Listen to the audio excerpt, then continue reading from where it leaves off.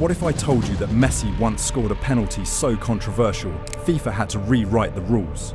Committing the penalty on the Argentine, and how about this for a penalty kick?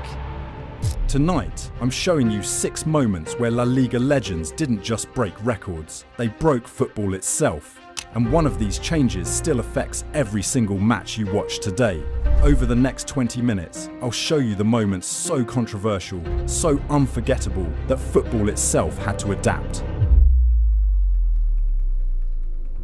It was February 2016, Camp Nou, Barcelona versus Celta Vigo. The score was already 3-1, and the 90,000 fans in the stadium expected a routine finish. Lionel Messi had just won a penalty, and whenever Messi places the ball on the spot, there is never any doubt. Everyone braced for the obvious. The world's best player takes one step forward, one swing of the left foot, and the ball hits the net. Another goal for the highlight reel. But this time, it wasn't obvious at all. Messi ran up, leaned over the ball as if to strike, and then, with the calmest touch you'll ever see, he simply rolled it a couple of feet sideways. Luis Suarez, alert and already sprinting forward, smashed it first time past a helpless Sergio Alvarez in goal. For a moment, the Camp Nou erupted into confusion before it exploded into celebration. Some fans thought Messi had miskicked, others thought it was illegal. Defenders screamed at the referee, arms raised, convinced they had just witnessed a crime against football. And yet, the referee pointed to the centre circle. The goal stood. On the surface, it was a clever trick, but beneath it, the moment tore open one of football's oldest questions. Where does genius end and disrespect begin? For older fans, it wasn't new. Johan Cruyff and Jesper Olsen had done the exact same thing for Ajax in 1982, and Messi later admitted it was a tribute to Cruyff. But this was no Dutch Eredivisie match. This was Barcelona, at the height of their powers, under the brightest lights in La Liga. And in that moment, the football world split in two. Commentators on live TV couldn't believe it either. Was Messi showing Celta Vigo respect by not shooting himself, or humiliating them by turning a penalty into a playground move? Legally, the referee was right to allow it. Messi had followed the letter of the law, but within days, the International Football Association Board and La Liga's refereeing body clarified what had just happened and what needed to change. The ball, they emphasised, must move clearly forward. The assisting player, in this case Suarez, cannot encroach too early into the box, which he had done in that case. So from then on, referees were told to watch carefully for timing, encroachment, and intent in any trick penalties from then on. Messi and Suarez hadn't just scored a goal, they'd forced the rulemakers to tighten the laws. They had pushed football into the grey area between creativity and chaos, and lawmakers had to step in. But that was Messi in a nutshell. Even when he wasn't scoring solo goals, he was rewriting how the game had to be played. But here's the thing, not every La Liga rule change came from genius. Some came from something much darker. Because years earlier, another Brazilian star had made referees and lawmakers rethink football. Not with magic, but with his acting. And his name was Rivaldo. La Liga in the late 1990s was pure theatre. Zidane pulling strings at Madrid, Raúl scoring for fun, Figo dazzling crowds, Ronaldo bulldozing defences, and in Barcelona there was Rivaldo, the Brazilian who could conjure goals out of nothing. His left foot was a weapon. His balance, his elegance, his unpredictability, everything about him screamed brilliance. Think back to Istanbul in 2001, when he scored one of the greatest bicycle kicks football has ever seen, from outside the box, in the dying seconds of a Champions League tie. That was Rivaldo in his purest form, breathtaking, audacious, impossible. But there was another Rivaldo, the one who drove defenders and referees insane, the one who turned small nudges into Oscar-worthy performances. A hand brushed his shoulder, down he went like he'd been struck by lightning. A late footstep clipped his heel. He was suddenly rolling across the turf, clutching a shin no one had touched. And while La Liga fans were used to a bit of gamesmanship, Rivaldo perfected it. Simulation wasn't his side trick, it became part of his identity. But his infamous moment came not in La Liga, but on the world stage at the 2002 World Cup. Against Turkey, Rivaldo clutched his face after being struck in the thigh by a ball. A piece of simulation so blatant, FIFA handed him a fine. But in Spain, this wasn't unusual. He wasn't alone. Other forwards, including Dani Alves later, perfected the dark art of drawing fouls by exaggerating contact. And fans noticed, the media noticed. The credibility of referees began to erode. How do you officiate a game when world-class stars are collapsing at the faintest touch? That's when La Liga's disciplinary committees took a step no other league was taking at the time. Long before VAR existed, they began reviewing games on video after the final whistle. If a player was caught diving or simulating contact, they could be suspended even if the referee hadn't punished them on the pitch. It was a direct response to a culture that Rivaldo symbolized. The artistry of his left foot was unforgettable, but so too was the frustration he inspired in defenders and referees. Simulation became part of La Liga's global identity, for better or worse, but it also accelerated the push toward technology, video review, and eventually VAR itself. Rivaldo never set out to change football's laws, yet in trying to trick referees, he forced them to evolve. But if Rivaldo and others changed how referees dealt with players falling too easily, this next La Liga star forced them to rethink how goalkeepers play football entirely. And for that, we need to talk about Santiago Cañizares. The early 2000s were Valencia's golden years. They weren't just a team, they were a force. 2 straight Champions League finals, a La Liga title in 2002, snatched away from Real Madrid and Barcelona, and at the back of it all was a blonde, fiery goalkeeper, Santiago Cañizares. Cañizares wasn't just good, he was commanding, acrobatic, and unafraid to rip into teammates if they switched off. At the Mestalla, he was a cult hero. To opponents, though, he was something else entirely, the man who made the clock his greatest weapon. Here's the thing about Cañizares. Once he caught the ball, football almost stopped. He'd bounce it, adjust his gloves, walk to the very edge of the box, glare at his defenders as if daring them to move, another deep breath. Then maybe, just maybe, he'd roll it back into play. It wasn't 6 seconds, it wasn't even close. Sometimes 10, sometimes 12, sometimes a full 15 before the ball left his hands. And yes, FIFA already had a rule. Goalkeepers were only allowed to hold the ball for 6 seconds. But in reality, it was one of those soft rules that referees almost never enforced. A wink, a warning, maybe a shout to hurry up. Nothing serious. Until Cañizares came along. The way Valencia won games was tight. 1-0 at the Mestalla became their trademark, and that was when Cañizares' antics came alive. Opponents hated it. Entire minutes seemed to evaporate when he was in possession. Rival fans booed so loudly the noise felt like it could shake the stands. Coaches fumed on the touchline, and referees, they started to look embarrassed. Because it was blatant, everyone could see it, yet the officials kept letting him get away with it. Something had to give.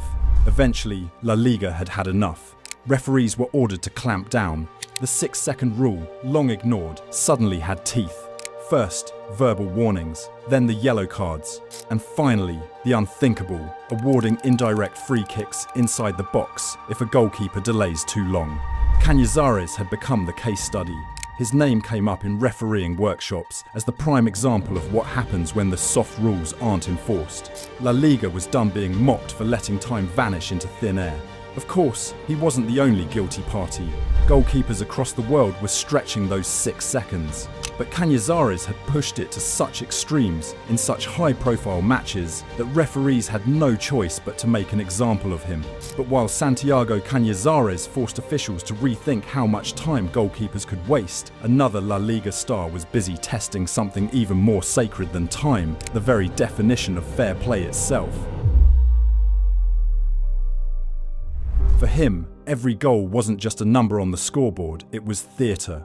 The leap, the scream, the flex of his arms, the perfectly sculpted torso revealed under the floodlights. His celebrations weren't spontaneous, they were statements. And that was exactly the problem. Throughout his prime years at Real Madrid, Ronaldo's trademark celebrations almost always ended the same way. Shirt off, muscles flexed, body sculpted for the photographers. It happened in El Clásicos, it happened in Champions League knockouts, and of course, it happened in that famous 2014 Champions League final when he scored the penalty to seal La Decima. Did the goal matter in terms of the scoreline? Maybe, but the celebration certainly meant more. Ronaldo tore off his jersey, muscles glistening, holding the pose for photographers who instantly turned it into one of the most iconic and memed images in football history. But here's the catch. FIFA's laws had already made it clear that removing your shirt during a goal celebration is an automatic yellow card. The reason was that the governing bodies wanted to avoid long delays, mass pile-ons, and overly provocative celebrations that could trigger chaos in the stands. Before Ronaldo, the shirt-off rule lived in a grey area. Referees applied it inconsistently, some let it slide, some booked players only in the most provocative situations. Then came Cristiano. He wasn't doing it once in a blue moon, he was doing it everywhere, week after week. Goals against Barcelona, goals in the Champions League, goals in routine league games. For Ronaldo, the shirtless celebration became part of his brand. Suddenly, referees were faced with a dilemma. Let him off and be accused of favouritism, or book him and risk being labelled a killjoy in one of the world's most watched leagues. Spanish talk shows obsessed over it. Would Ronaldo get booked this weekend? What if he picks up a second yellow and gets sent off for flexing? These weren't just talking points, they were genuine risks.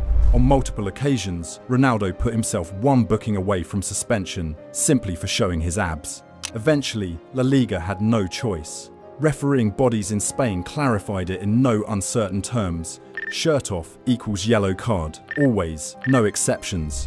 What had once been a soft rule became one of the most strictly enforced in the game, and Ronaldo's theatrics were the reason. To Ronaldo, it was worth it, a way to brand his goals and stamp his dominance. To referees, it was about reasserting authority and consistency. Thanks to Cristiano, what used to be subjective was now automatic. But while Cristiano Ronaldo forced referees to get serious about goal celebrations, Sergio Ramos forced them to get serious about everything else. Some players are remembered for goals, others for trophies. Sergio Ramos, he's remembered for everything: goals, trophies, and more red cards than any defender in modern football history. At Real Madrid, Ramos wasn't just a captain, he was chaos in boots. He scored in Champions League finals, bullied strikers, and dragged his team through wars. But he also pushed referees and the rulebook to its limits. Ramos holds the all-time La Liga record for red cards, 19. Add in Champions League and Copa del Rey, and the total climbs even higher. That number isn't just a trivia fact, it's a reflection of how he played. Aggressive, confrontational, and completely unafraid to commit tactical fouls that danced on the line between clever and criminal. From late tackles to cynical shirt pulls, from elbows in aerial duels to dissent that earned him cards for arguing, Ramos built a reputation not just as one of the world's best defenders, but also as a walking disciplinary case study. By the end of his career in Spain, Ramos had collected 21 red cards in La Liga, the most in history. Each dismissal told the same story: late tackles, desperate lunges, or the kind of tactical fouls that stopped counterattacks before they even began. If you were breaking away with a chance to win the match, Ramos was the last man you wanted chasing you, because he would stop you, legally or not. But here's the crazy part. Ramos was too good to just be reckless. He knew exactly what he was doing. These were professional fouls, the kind coaches quietly admire but referees hate. And he repeated them so often that Spanish refereeing committees literally used him in training workshops, showing clips of his tackles to new referees and asking, yellow or red, reckless or serious foul play.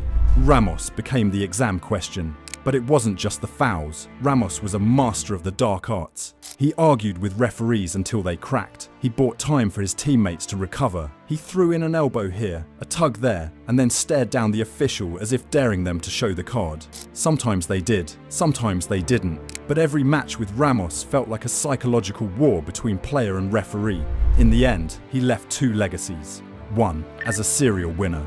World Cup, Euros, multiple Champions Leagues. 2. As the player who forced referees to redraw the line between physical football and reckless endangerment. Sergio Ramos didn't just collect red cards, he collected rule changes. He showed that sometimes, to protect the game, referees have to adapt to the player who bends it furthest.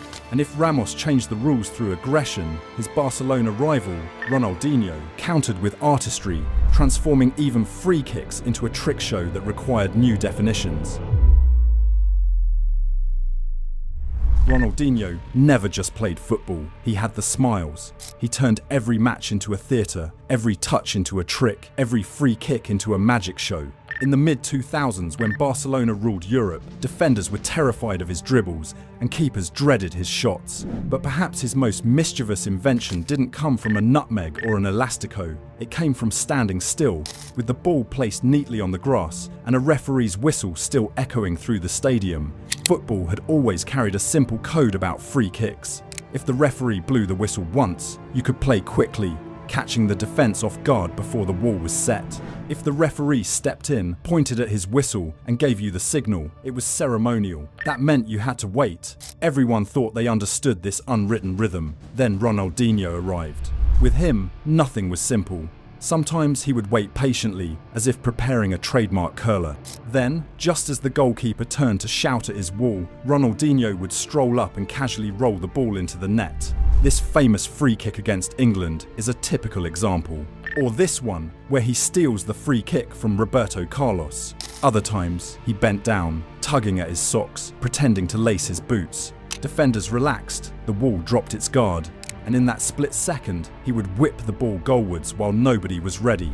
To the crowd, it was hilarious, pure genius, a master bending the rules without breaking them. To opponents, it was maddening.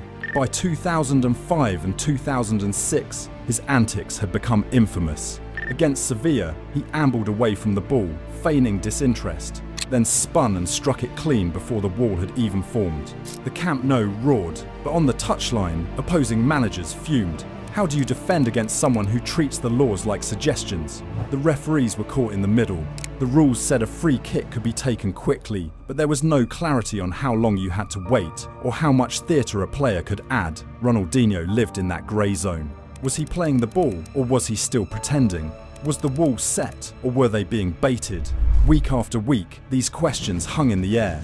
It wasn't that Ronaldinho was cheating, he was exposing the vagueness of the laws. Soon enough, La Liga's officials had to act. After mounting complaints, they issued clearer instructions. A free kick must either be taken immediately without hesitation or be taken ceremoniously, controlled by the whistle. No more middle ground, no more playful pretending. If a referee signalled for a wait, any attempt to trick defenders before the whistle could now be punished as unsporting behaviour. It was a direct response to Ronaldinho's illusions. The smile on his face had forced referees to finally draw a line. Of course, he never stopped smiling, and fans never stopped adoring him. His magic free kicks became part of his legend, proof that even joy could disrupt the rulebook. Ronaldinho hadn't set out to rewrite the laws, but his gamesmanship made the authorities rewrite how referees managed dead balls. Football's rules weren't written in a vacuum. They were shaped, stretched, and rewritten by the players who dared to push boundaries. From Messi and Suarez's trick penalty to Rivaldo's simulations, from Cañizares slowing the game to a crawl, Ronaldo stripping off his shirt for the cameras, Ramos forcing referees to tighten discipline, and Ronaldinho reminding us that even free kicks could be theatre. Each one left fingerprints on the modern game. Sometimes it was genius, sometimes it was gamesmanship, sometimes it was both. But every moment forced football to evolve. And that's the beauty of this sport. It isn't just about goals and trophies. It's about how the biggest personalities bend the game itself until the rule makers have no choice but to adapt. So the next time you watch a penalty, a time-wasting goalkeeper, or a defender walk the disciplinary tightrope, remember, somewhere in La Liga, a legend probably wrote that rule.